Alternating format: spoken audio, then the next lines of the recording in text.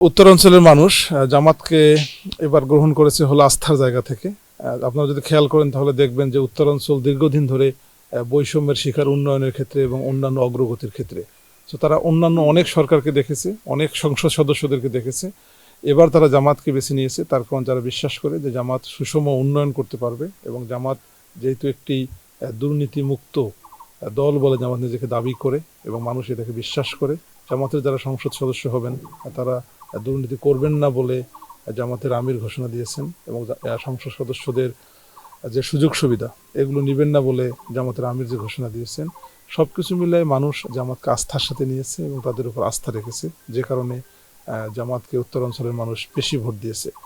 আর একটা বড় কারণ হলো এখানকার নারীরা, এখানকার যে নারী সমাজ তারা জামাতকে অনেক বেশি আস্থায় নিয়েছে। তারা অনেক নিরাপত্তা ফিল করেছে জামাতের কাছে এবং তারা মনে করেছে যে জামাত হলে তাদের যে সম্মানবোধ এটি ঠিক থাকবে এবং উন্নয়নের ক্ষেত্রে তাদের যে অংশীদারিত্ব সেটা তারা বুঝে পাবে।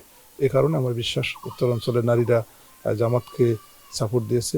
জেনজি এবং তরুণ যে প্রজন্ম আছে, এই তরুণ প্রজন্ম জামাতকে অবিশ্বাস্যভাবে বেশি ভোট দিয়েছে উত্তরাঞ্চলে। কারণ হলো আবু সাইদের নেতৃত্বে উত্তরাঞ্চল থেকেই জুলাই যুদ্ধটা শুরু হয়েছিল। এই অঞ্চলে হাজারো হাজারো তরুণ এই জুলাই যুদ্ধে অংশগ্রহণ করেছেন, অনেকে শহীদ হয়েছেন, আহত হয়েছেন।